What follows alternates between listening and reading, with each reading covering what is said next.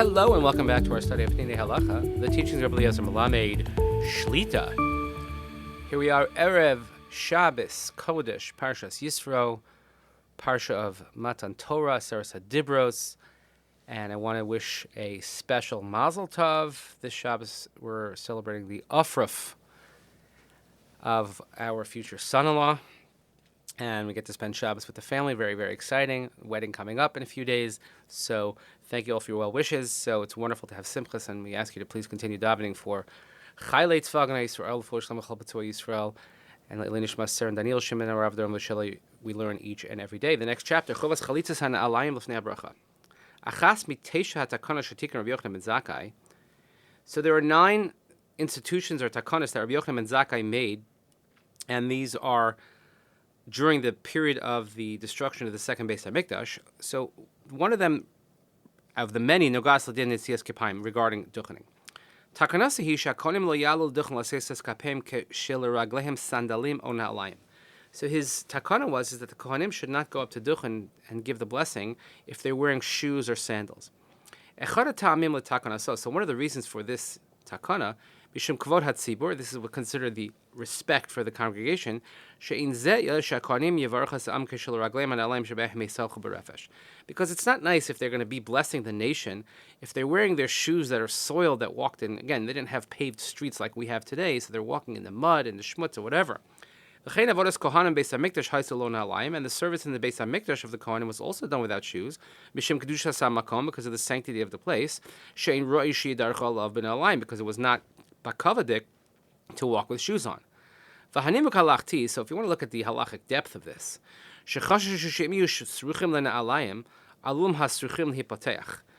another concern is, and if you look deeper into this, is that if they had shoelaces, and sometimes the shoelaces can break or they untie, and it doesn't look nice. It's not pleasant. Because the Kohen is standing on an elevated platform. That's what duchan means. It's an elevated platform, and everybody could see, and they could see their feet. And if you see your shoes are untied, it's very embarrassing, so he'll bend over, and he'll try and fix it and tie it. And then they'll think that, if a person's bending over and he's not really duchening, then he's not really a Kohen. And that's why he's bending over. I know it seems like a vaitika chashash, as a far-fetched concern, but nevertheless, this is what the Gemara tells us in Sota Daf Mem. So therefore, based on these reasons, the Kohen does not go up to the duchen with sandals or shoes that he would wear in the street. And also, we don't walk up to the duchen with any sort of shoes, even if you wouldn't wear them outside if they have laces. And let's say you have regular shoes that are made of leather, even without laces. You cannot go up to the duchen with them, because a regular shoe, when we talk about a shoe that's made of leather, and in this takana of Yochanan ben Zakkai included all leather footwear. However, if you had some sort of house shoe that is not made of leather, does not contain laces, you would be technically allowed to duchen. So think of someone went up with slippers that were non-leather, something like that. It would be weird to see, because Kohanim just don't wear shoes, but it would just, technically speaking, would be okay. But makom she'ein ragilim levo lifnei anashim mechubadim yachafim o b'sandalim below garbayim, roisha kohanim yalu duchen im garbayim l'ragleihem. So in a place where we wouldn't go in front of honorable people barefoot, or we wouldn't go with shoes without socks, so the Kohanim, in that instance, should wear socks. However, in a place where you would have no problem going in front of honorable people with sandals without socks, then you could go barefoot. Our general practice is, though, is that we wear socks, the Kohanim wear socks, and that is what we do. So sometimes the following question comes up. What about someone, you have a Kohen who is disabled, and he cannot take off his shoe? Let's say a Kohen who's in the army, he can't take off his army boots.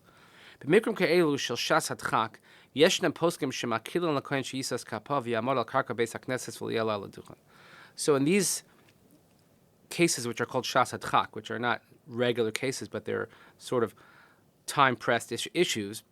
So there are some poskim that are lenient, and they allow a Kohen in this, like, let's say a Kohen in the army and he's in service and he has to duchen, he doesn't have time to take off his boots, or he can't take off his boots, he could stand on the ground and not go on the elevated platform.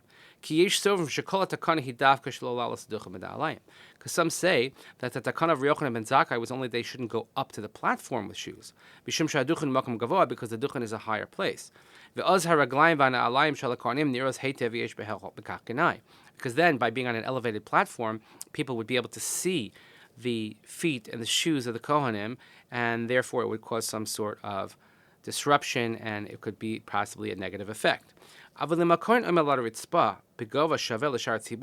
if the Kohen is standing on the same level as the congregation on the floor, then there is no prohibition to wear shoes. In a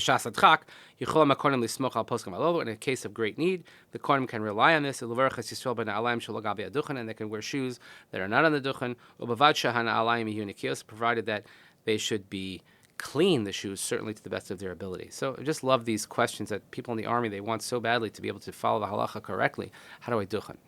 Also, just point out that in many places in Israel, if you daven in a regular minyan and every day, there's no elevated platform where the Kohanim stand. Sometimes they just stand on the ground. That's just because that's the construct of the shul, not by design. If they have the ability to go higher, they do. But if they don't have that, there's no elevated platform in the shul, and they just stand in the front on the floor, as it were. So, as it is here, we are finishing our week of learning, wishing everybody a peaceful, restful, and warm Shabbat. It's very, very cold here where we are.